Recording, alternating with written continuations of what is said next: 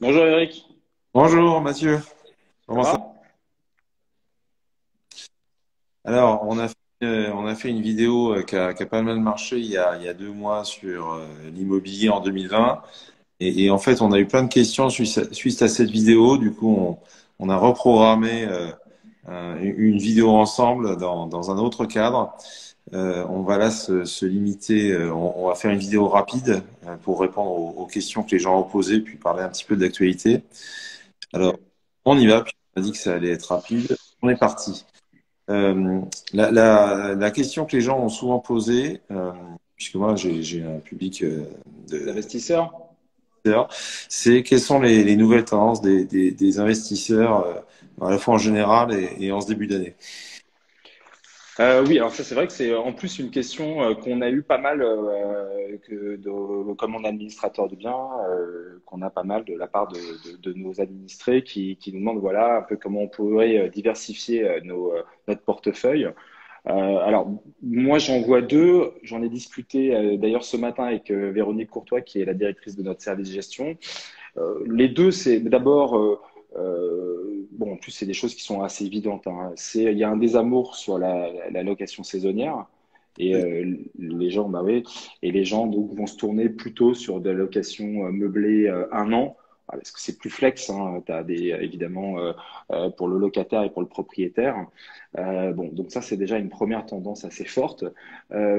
Et aussi une deuxième tendance qui va être la, les gens qui sont habitués à du commercial, qui vont plutôt se tourner vers de l'habitation. Et alors là, la logique est un peu différente. Peut-être on va être un peu moins regardant sur la rentabilité. Et l'objectif va être d'acheter vraiment du patrimoine sur du long terme.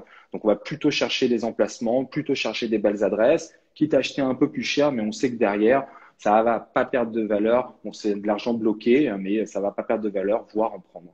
À cet égard, et on va en parler tout à l'heure, parce que je crois que c'était partie de la deuxième question que les internautes, enfin que les personnes ont posée. Il y a aussi des vraies opportunités pour ces investisseurs avec l'absence ou la quasi-absence de la clientèle internationale. Petit point quand même sur ce que je te disais tout à l'heure par rapport aux locations meublées. Je te disais que ce matin, j'ai discuté avec Véronique Courtois, qui est donc la directrice du service de gestion, et qui m'expliquait que depuis décembre, quand même, il y avait de plus en plus de difficultés pour louer du meublé, et alors en particulier sur les appartements du louer du meublé, et des appartements familiaux. Alors, ça s'explique principalement pour deux raisons.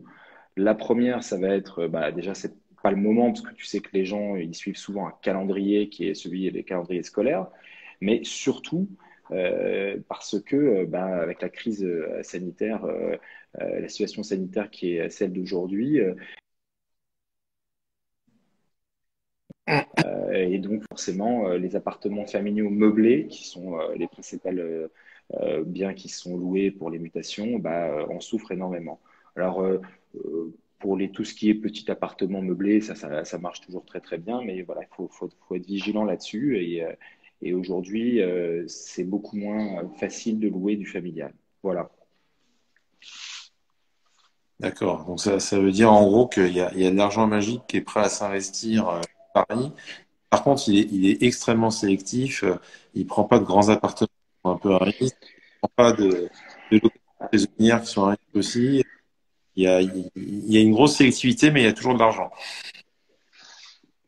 Oui, Ok. alors, bon, oui, oui, tout à fait, ouais. Ouais. Là, ce que je t'ai dit c'est vraiment quelque chose qui vient de décembre, hein, parce que c'était pas le cas encore il y a 6 mois. Et est-ce que cette tendance va se confirmer? Bon, tu sais que les périodes qui sont fortes pour les déménagements, c'est mars, avril, mai. Est-ce que ça va se confirmer? Normalement, pour des gens qui veulent déménager en mars et avril en location, pour des mutations, on est prévenu quand même avant. Là, en l'occurrence, on voit rien venir. Bon, on verra si ça se confirme, mais attention quand même. Voilà. Vas-y, dis-nous 2 mots de là où tu es, parce que je vois quelque chose derrière toi qui a l'air très sympa. Dis-nous deux mots de là où tu es. Alors là, je suis dans la salle de réunion de notre agence du 7e. Alors là, je me suis enfermé, c'est parce que je suis sans masque. Mais Ouais. voilà, tu vois, bon là, on est en clientèle. Et voilà, c'est une salle de réunion toute bête. Enfin non, toute bête, pas vraiment en fait, puisque elle a fait l'objet d'un traitement particulier avec une couleur particulière. L'architecte qui a fait ça, qui s'appelle Tom Corbonen, qui est le même architecte qui a fait notre agence du Marais. Voilà, essayer de faire quelque chose d'un peu rock'n'roll dans ce quartier pour que ça dénote un peu de ce que font les autres. Voilà, donc on a une salle de réunion toute orange. Voilà. Donc, en gros, ça... Ça résonne pas trop, ça va? Non, ça va. Donc, en gros, tant que les musées sont fermés, on peut venir chez vous. Ça permet de rattraper un peu, quoi. C'est joli. Oui, tout à fait. Il y a des pièces. Bah, bon, tu sais que nous, en plus, c'est notre dada au cabinet Courtois. On a un gimmick, hein, Real Estate with a Test for Art. Et euh, c'est vrai que quand tu viens chez nous, bon, alors, à notre niveau, mais on a en effet des photos d'Irwin Olaf, le tableau qui est derrière moi, qui je crois, je crois que c'est 17e, ou c'est pas 17e, c'est 16e.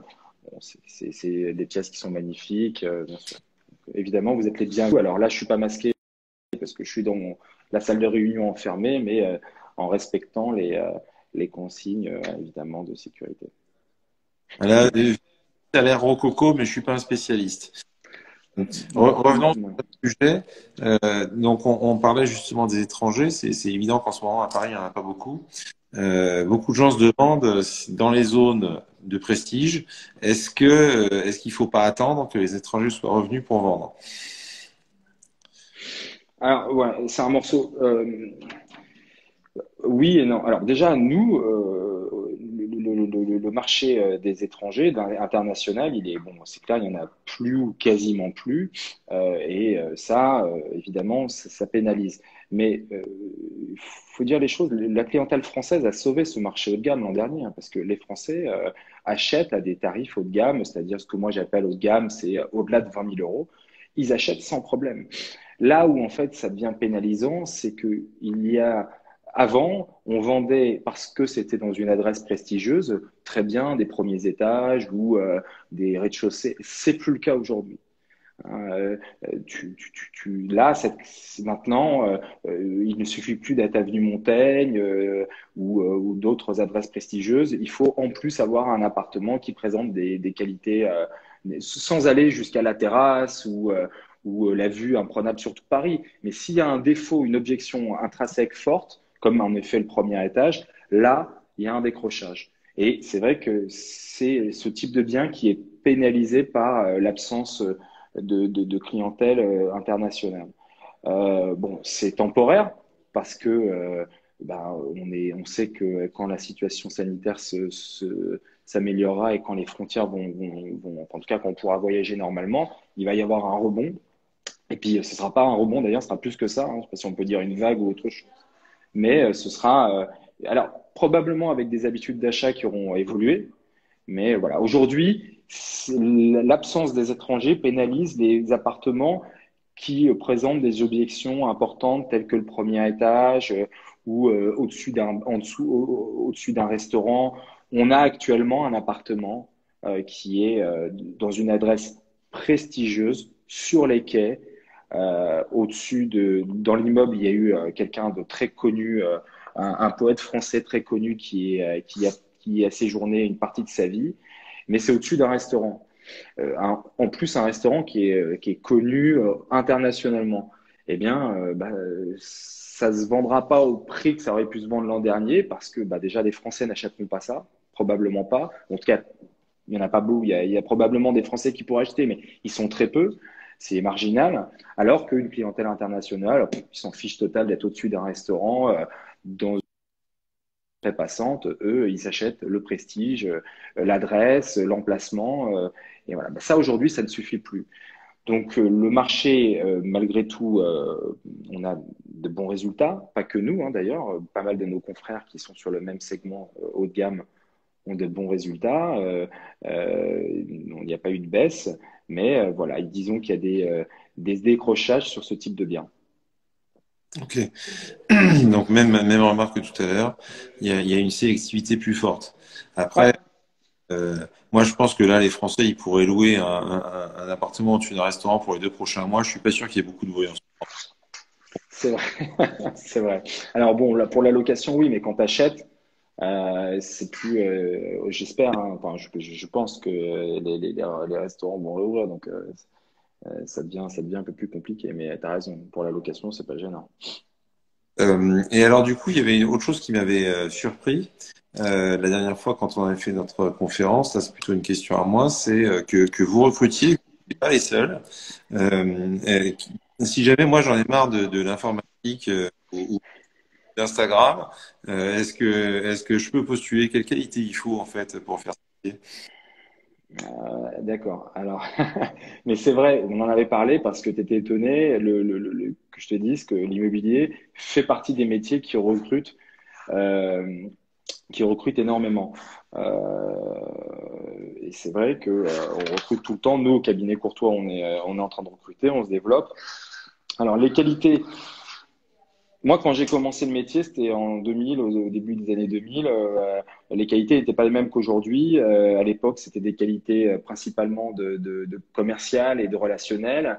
C'est plus le cas aujourd'hui. Évidemment, il faut quand même des qualités commerciales et relationnelles. C'est important, mais il faut surtout, je pense, aujourd'hui, en tout cas, un profil plutôt de quelqu'un qui va être rigoureux, qui va savoir synthétiser sa pensée, écrire des mails, passer suivre des process, enfin voilà, une vente, c'est plusieurs étapes, il faut être très organisé.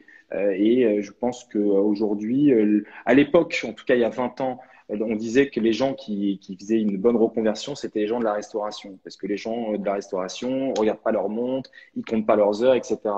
Aujourd'hui, je dirais que quelqu'un qui a fait des études de marketing, de relations presse, de je ne sais quoi d'autre, mais qui a l'habitude de travailler et d'avoir des process, ce sont des profils qui nous intéressent. Parce qu'il y a cette rigueur aujourd'hui qui est obligatoire pour une entreprise qui souhaite faire du service haut de gamme. Voilà. On rend compte de notre travail régulièrement par écrit. Donc, bon, toi, je sais que tu sais correctement écrire et synthétiser sa pensée. Et je pense qu'en plus, tu as une fibre commerciale. Donc, ça devrait bien se passer si tu veux postuler. Tu m'enverras directement ton CV, par contre, ce sera plus simple. On fera ça en ligne. Bon, on voulait faire une vidéo rapide, on est un peu plus de 10 minutes, donc c'est bien. Est-ce que tu veux faire une dernière chose avant qu'on en termine? Ouais, je voudrais dire, je reviens, je fais un dernier retour parce que j'avais dit sur la location saisonnière, sur les investisseurs qui élargissent, je veux dire, pardon, leur portefeuille en achetant plutôt du résidentiel alors qu'ils étaient sur du professionnel. Il y a des opportunités d'acquisition aujourd'hui intéressantes, notamment sur des premiers étages et des rez-de-chaussée, puisque là, il y a des baisses de prix importantes. Nous, on a remarqué des baisses de prix jusqu'à 15% des prix de départ. C'est énorme, hein, c'est colossal. Donc, il y a des vraies opportunités. Ça veut dire que aujourd'hui, on peut acheter en dessous du prix du marché réel, hein, hors Covid, des appartements sur des adresses prestigieuses. Là, il y a des coûts à jouer. C'était pour ça que je voulais faire un petit bridge par rapport à l'immobilier de prestige et l'absence de la clientèle internationale qui profite donc à ces investisseurs français qui peuvent diversifier leur patrimoine. Voilà. Et super. Ben, je te remercie et à la prochaine si on nous pose encore beaucoup de questions, sinon dans quelques mois. Ça Bonne journée marche. à tous. Bonne journée.